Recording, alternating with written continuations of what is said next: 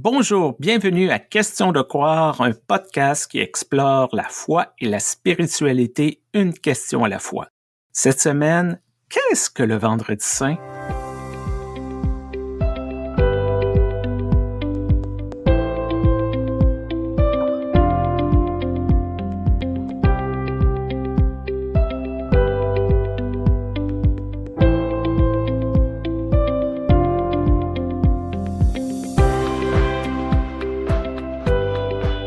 Bonjour Stéphane. Bonjour Joanne. Alors là, est-ce que c'est une question qu'on nous a envoyée ou c'est quelque chose que toi et moi on a décidé de traiter? Je pense que nous nous sommes imposés ce sujet-là. Oh là là, dis donc, vraiment, on est dévoués à notre cause. Mais c'est vrai finalement que Vendredi Saint, ça fait un peu tâche dans le protestantisme. Que vient faire cette notion de saint dans le vendredi? Mhm. Si on va même plus dans les habitudes culturelles, voilà, moi j'ai été élevée du côté de mon père avec pas mal de liens dans la Méditerranée, mais du côté de ma mère, j'étais élevée vraiment dans ce coin rhénan, donc toute l'Alsace. Puis maintenant, je sers à Zurich, donc je reste dans ce coin alémanique, germanique, où le Vendredi Saint est en fait férié. Et comme c'est férié, tu sais bien, hein, la nature a horreur du vide, du coup, la plupart des églises proposent des services cultuels le vendredi. Parce que du coup, si c'est férié pour des raisons religieuses, il faut absolument qu'on comble ça, qu'on fasse quelque chose. Qui a donné lieu à une pratique assez marrante, qui est complètement à l'opposé du catholicisme, où finalement il n'y a pas d'Eucharistie, il n'y a pas de service saint ce jour-là, ou service cultuel. C'est les paroissiens du Vendredi Saint. Et quand on dit ça, c'est un petit peu péjoratif. Et lorsque j'ai fait mon enquête pour ma thèse de doctorat sur la liturgie, j'ai découvert qu'il y avait un certain nombre de personnes qui répondaient à l'enquête qu'ils ne venaient qu'à Noël et à Vendredi Saint. Et alors un peu spontanément, ma mentor a dit « Ah, mais ils ne viennent que pour l'enterrement du Christ ». Tu me parles de ces chrétiens culturels qui viennent 2 fois par année dans le monde anglophone de l'Église que je sers, l'Église unie du Canada. Ils ont cette expression, les CEO. Christmas, Easter only. C'est plus Pâques qui attire que le Vendredi Saint parce que dans les églises plus, entre guillemets, libérales en Amérique du Nord, le Vendredi Saint n'est pas si important. C'est Pâques, c'est la résurrection, c'est la bonne nouvelle, c'est la célébration. Mais ce côté de la mort du Christ, c'est un problème. Les gens n'aiment pas ça. Il faut presque les convaincre que si on veut une résurrection, il faut quand même qu'il y ait une mort. Il y a une question de logique. L'un va avec l'autre.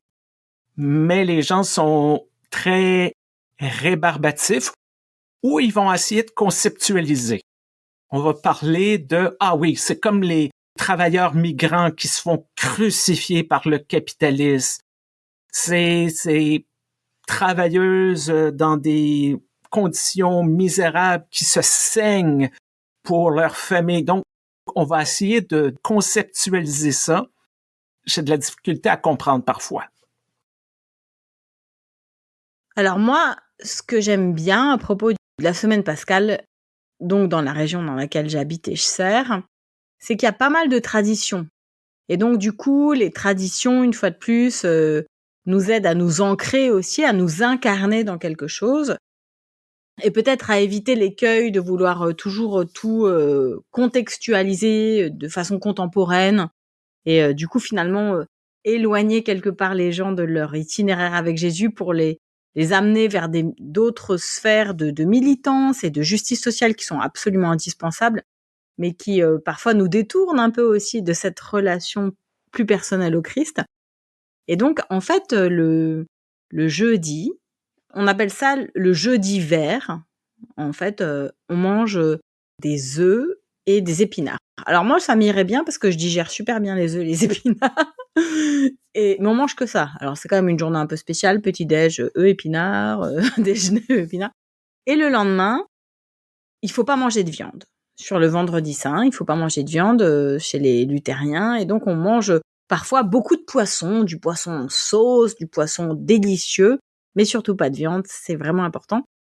Et on est encouragé le samedi à essayer de jeûner d'une façon ou d'une autre, parce que plus encore que le vendredi saint, ce samedi saint est assez mystérieux, puisque d'un seul coup, il n'y a plus rien. Il y a cette notion de kénose, donc de vide. Et moi, j'aime bien aussi, après m'être incarnée dans un régime alimentaire, je dis pas que je le fais tous les ans, je dis pas que je comprends tout à ce sujet, mais après m'être incarnée, j'aime bien aussi être invitée à ce vide et cette absence. Moi, j'ai une vie très remplie. Et puis, j'ai un téléphone portable que je consulte beaucoup. Et enfin, tout est toujours trop rempli. J'ai un frigo rempli, j'ai une vie remplie. Voilà, ma coupe déborde.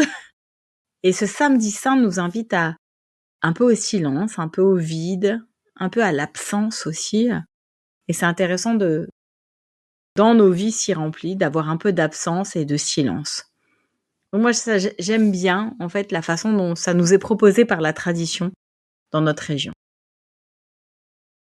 Le vendredi saint, je présente ça souvent comme l'apothéose du chaos. Aujourd'hui, on lit la Bible, on connaît l'histoire, on sait qu'il y aura la résurrection. J'essaie d'imaginer les premiers croyants qui voient le maître qui se fait exécuter publiquement d'une manière violente et horrible. Et c'est tout. Ce jour-là, selon les Écritures dans le Nouveau Testament, le corps de Jésus est mis au tombeau, on scelle et on attend. Comme tu dis, le samedi, il se passe rien. Et parfois, je me demande, et si cette année, la résurrection n'aurait pas lieu? Et si le chaos gagnait? Donc, reconnaître qu'on vit dans un monde de chaos, c'est ça aussi, je pense, le vendredi saint, de dire, en une fraction de seconde, tout peut se déstabiliser, notre vie peut être retournée à l'envers, comme ce fut le cas, bien sûr, pour Jésus, et aussi pour son entourage, ses disciples, sa famille, ses amis, et d'avoir cette journée qui nous aide à se souvenir de ça.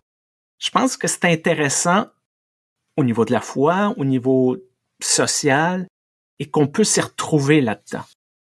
C'est tellement un moment suspendu avec cette notion de jour férié, du vendredi qui est férié en Alsace, dans le canton de Zurich, et puis dans d'autres zones alémaniques. Au Canada aussi. Au Canada aussi. Et bien finalement que, comme en plus ça fait suite à ce qu'on appelle l'Osterputz, donc c'est-à-dire le grand nettoyage finalement de Pâques, qu'on fait avant Pâques. Souvent au rameau, on fait ce Osterputz, donc on entend Oster, Easter, tu vois, on entend le Pâques. Putz, ça veut dire poutser, ça veut dire nettoyer, quoi. Eh bien, en fait, des fois, c'est un peu excessif, il faut que tout soit propre, il faut que tout soit balayé, il faut que tout brille, mais l'idée aussi, c'est de se débarrasser du superflu. Et puis, les déchetteries n'ont jamais été autant fréquentées qu'avant Pâques. Alors ça, dans nos régions à nous, tout le monde vide, tout le monde vend, tout le monde donne. Et je trouve que c'est pas mal dans une dynamique comme ça, sociétale, d'être dans cette idée de ranger, de débarrasser. Et puis, il faut se rappeler derrière quelque chose qui est très beau, c'est que nous, en Alsace, jusqu'à malheureusement ce grand malheur de la Shoah, on était l'endroit encore en Europe où il y avait le plus de coexistence rurale entre juifs, protestants et catholiques. On avait dans les villages des mikvés, donc des bains rituels, des synagogues, des micro-quartiers juifs, donc dans des petits villages. Et donc, il y avait aussi un élan commun. Les juifs se préparaient à Pessah et nettoyaient les maisons, ôtaient toute trace de levure. Les protestants faisaient leur Osterputz. Les catholiques préparaient leur chemin de croix. Et donc, il y avait un élan commun, quelque chose aussi où ensemble, on faisait de la place. Et c'est un peu le résidu de ça. Et moi, j'aime vivre encore avec ce résidu culturel en quelque sorte.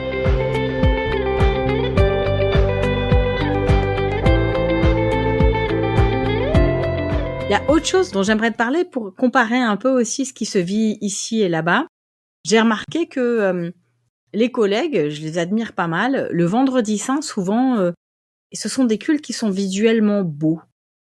Ils essayent de sortir toutes les images de la passion du Christ, de les projeter ou bien sur la feuille de culte. Souvent, ces cultes sont l'occasion de compenser avec la beauté de l'art la tristesse du moment et d'amener les gens finalement à considérer cette mort d'un point de vue créatif, artistique. Et je trouve ça beau parce que le protestantisme a un problème avec les images, hein. C'est vrai que moi je sers en plus dans le pays de Zwingli, hein, donc il y a quand même des églises réformées dans lesquelles je vais où il y a carrément pas de baptistère, où il y a carrément pas de table de communion. Ça a tout un rapport à l'espace cultuel. Et voilà, je me demandais si par chez vous aussi, les vendredis saints étaient l'occasion de reprendre un peu ces chemins de croix très, très catholiques de la Passion, mais au cours d'un culte et avec des images. Je dirais malheureusement trop peu font un effort spécial pour un culte de Vendredi Saint quand ils en ou elles en organisent un. Parce que c'est optionnel chez plusieurs, parce que dimanche, c'est dimanche. Je trouve ça intéressant, cet effort de ramener de la beauté. En même temps, parfois, on n'utilise pas l'occasion devant nous pour parler de cette réalité de la mort, de cette réalité d'une fin de vie, de cette coupure, de cette transition. Ça fait partie de l'expérience humaine. Tout le monde comprend très bien c'est quoi mourir. On l'a vu. On veut pas que nos proches meurent, mais ça fait partie des choses. Et je crois qu'on s'empêche d'explorer ce côté-là sans nécessairement d'y voir tout le sens du ministère de Jésus. Certaines personnes, tout ce que Jésus est passe par la crucifixion et rien d'autre. Combien de fois j'ai lu dans des textes, des commentaires, pour Noël, un enfant nous est né pour mourir sur la croix. Oh! C'est quand même violent. Oui, un enfant qui naît va mourir un jour, mais quand même, on peut explorer ce que ça signifie de mourir, de l'injustice, la souffrance, toutes ces choses comme ça, mais sans nécessairement rester au niveau de la mort de Jésus pour nous sauver, de dire qu'est-ce que ça dit sur nous, entre humains, qu'est-ce que ça dit sur Jésus, qu'est-ce que ça dit sur Dieu. Et ce qui a changé beaucoup chez moi, c'est une phrase de mon théologien préféré, après toi, naturellement, Joanne. Oh, mais voilà. C'est John Dominic Cressant, qui, au détour d'une phrase, a dit « Jésus n'est pas mort pour nous sauver du péché.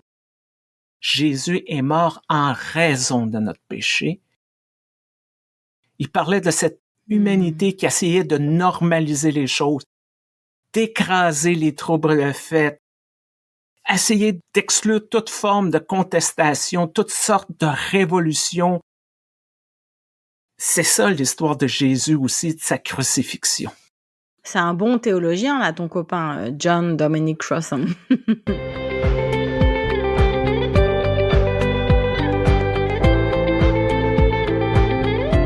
C'est vrai que une des façons de comprendre la mort de Jésus, c'est effectivement pour interpeller l'humanité.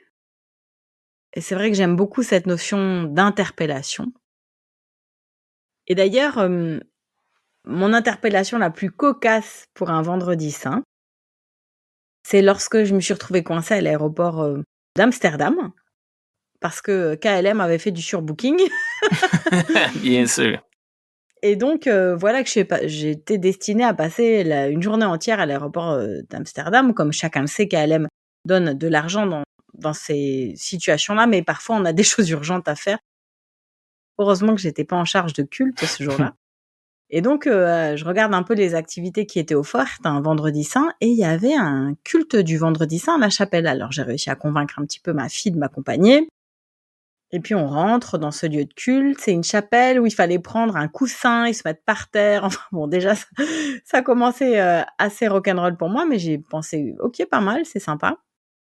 Je m'installe, je me cale un peu, parce que sinon tu as mal au dos. Et là effectivement, il y avait une pasteur et un prêtre, qui proposaient un service œcuménique avec des images. Donc c'est pour ça que je te dis: «Tiens, il y en a qui profitent des images».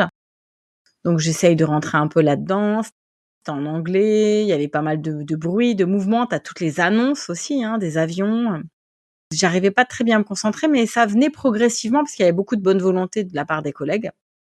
Jusqu'à ce qu'un type rentre, visiblement musulman et au milieu de la pièce, donc nous on était en train de prier le vendredi saint, ploup, il étend son tapis de prière et puis tranquillement, il fait sa prière. Après tout, c'est une chapelle interreligieuse, tu vois? Je veux dire, lui, il est pas tellement concerné par le vendredi saint Bah ouais.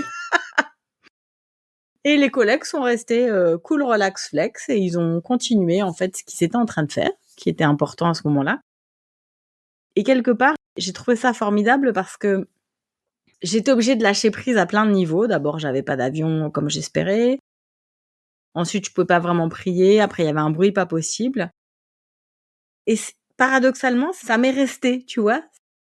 Il y a pas tellement d'offices de vendredi saint dont je pourrais te parler avec une émotion ou avec, un souvenir très particulier. Celui-ci maintenant, il est resté, c'est un peu un cadeau, qui m'a été fait de faire à côté de ce frère, en humanité ou en religion abrahamique, qui avait décidé de pas être troublé par le fait qu'on utilisait la chapelle alors que lui-même en avait besoin.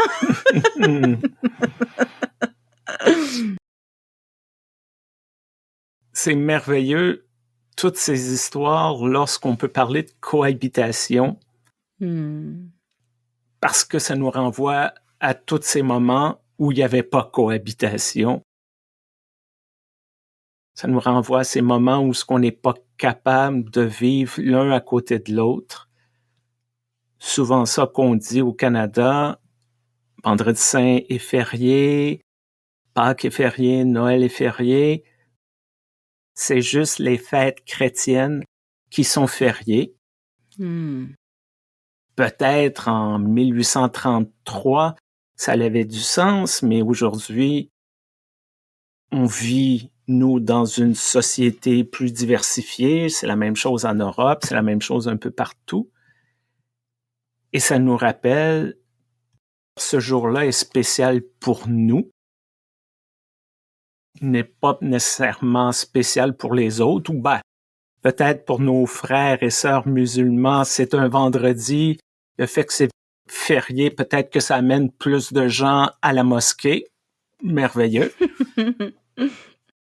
Mais tu parlais de tradition. Moi, je me souviens dans ma jeunesse, les épiceries étaient ouvertes le vendredi saint, mais on avait interdiction de vendre de l'alcool. Ah ouais?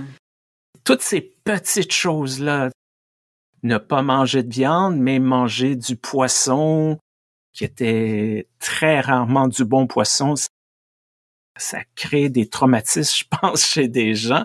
Petite anecdote que peut-être tu vas apprécier. Il y avait Oui. toute une série de viandes acceptables ou non. Le castor était considéré acceptable le vendredi saint parce qu'il vit dans l'eau. Donc, c'était pas de la viande, c'était dans la catégorie des poissons. Ah génial, le castor, Oui. Alors, ceux et celles qui savaient attraper le castor, ils pouvaient en attraper, ils pouvaient se faire un bon ragoût, tout ça. C'était très bon. Tout ça pour dire qu'on a inventé, avec l'institutionnalisation des églises, une série de rites, de rituels. Puis c'est important, les rites et les rituels.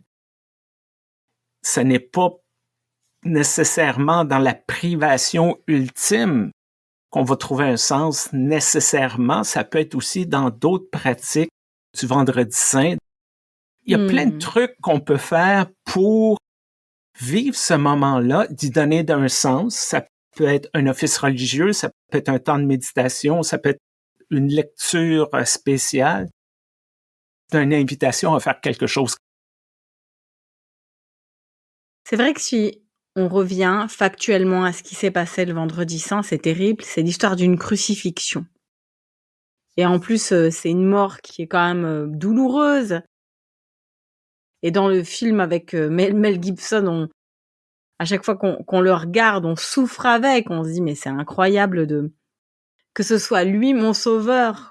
Cet homme qui a terminé d'une façon aussi dramatique. Et du coup, j'aime bien ta perspective de se dire que finalement, l'histoire de Jésus ne pouvait pas vraiment terminer autrement que par une forme, de drame et de martyre. Mais c'est pas la fin de l'histoire, par contre, c'est une étape. Et parfois, c'est vrai, quand moi je vais pas bien, je dois reconnaître, je me dis à moi-même: «Bon, bah, là, tu es en train de porter ta croix. Bon, ben, là, tu es tu es en train de vivre une petite mort. Tu auras une résurrection après». Et tout ça, ça a du sens, en fait, quand on regarde nos vies avec les lunettes de Jésus, en quelque sorte. Il y a tellement d'espoir de se dire, après cette crucifixion terrible et cette souffrance et ce temps de vide, eh bien, il y a l'explosion de la résurrection. Il y a cette vie à la Pâques, quoi. J'aime bien un texte de l'Église unie qui dit « La mort n'a pas eu le dernier mot ». Mmh. Dans le cas de Jésus, il y avait plein de gens qui voulaient sa mort, mais l'histoire a continué. Normalement, on tue un leader, on s'attend à ce que le mouvement tombe. Non, dans ce cas-là, l'histoire a continué. C'est vrai que c'est bizarre, une église qui célèbre l'exécution du leader. Il dit, notre Messie a été mis à côté de 2 criminels et tout le monde riait de lui. Disons que c'est mauvais d'un côté marketing, mais si on prend un pas de recul et de dire, c'est peut-être ça la force, c'est que le message a été plus loin. C'est que la personne qui était Jésus va au-delà de ça. On a essayé de l'arrêter, on a essayé d'arrêter son mouvement et ça l'a continué. Donc, c'est, Mmh. je dirais quasiment un pied de nez à l'Empire, aux puissants, à toutes ces forces qui essaient de nous contrôler collectivement, personnellement, de dire, OK, peut-être que tu as du pouvoir sur moi aujourd'hui, mais peut-être pas demain. Peut-être que tu n'as pas autant de pouvoir que tu crois. Il y a ça aussi dans ce vendredi saint-là qui mérite d'être célébré, qui mérite d'être dit. Eh bien, finalement, on s'en est bien sortis, Stéphane. On a réussi à faire une grande conversation alors qu'on s'était imposé. Ouf, ouf, ouf. Un sujet qui ne va pas de soi en protestantisme. Et j'aimerais, terminer en disant à nos auditrices et auditeurs que lorsqu'il y a des cultes en protestantisme le vendredi saint, très souvent, eh bien, il y a une sainte seine. Et l'une des raisons qu'on m'avait données lorsque j'ai posé la question, un peu théologiquement, à des collègues, à des théologiennes, des théologiens, on m'a dit: «Mais parce que c'est interdit en catholicisme». Alors, nous, c'est assez important de faire l'inverse des catholiques, sur les grosses. Ah, voilà, voilà, voilà. Ce qui explique peut-être que dans mon contexte, il n'y a pas de communion le vendredi, peut-être parce qu'on a un influx de beaucoup de gens qui ont grandi dans le catholicisme romain. Voilà, voilà, voilà. Et voilà, tandis que nous, on fait de la résistance, tu vois, côté, luthérien ou même, réformé côté suisse. Alors, bah, écoutez, vous voyez comme c'est à la fois intéressant bibliquement de se pencher sur ce vendredi saint et en même temps, de prendre avec, pas mal de détente toutes nos traditions, toutes nos habitudes parce que, bah, parfois il y en a certaines qui se justifient et d'autres pas. Et surtout pour vous, faites ce qui est bon pour vous et ce qui vous rapproche de la Semaine Sainte, de la Passion du Christ. Et si vous êtes à la recherche d'endroits pour célébrer le Vendredi Saint et Pâques et Jeudi Saint et tout autre office, consultez le bottin de votre localité. Là, je monte mon âge. Là, je parle de bottin. Allez sur Internet. Il y a les églises réformées. Il y a celle où Joanne travaille à Zurich. Il y en a à Strasbourg où son époux travaille. Il y a plein de places dans l'Église unie du Canada qui est notre commanditaire. Merci beaucoup. Si vous avez d'autres questions, tout ceci difficile ou des plus faciles, on apprécie aussi. questiondecroire@gmail.com. Merci, Joanne. Je te souhaite de très belles Pâques au pluriel. Merci Stéphane et j'espère que tu as fait ton Osterputz. Je vais m'y mettre. Au revoir. Au revoir.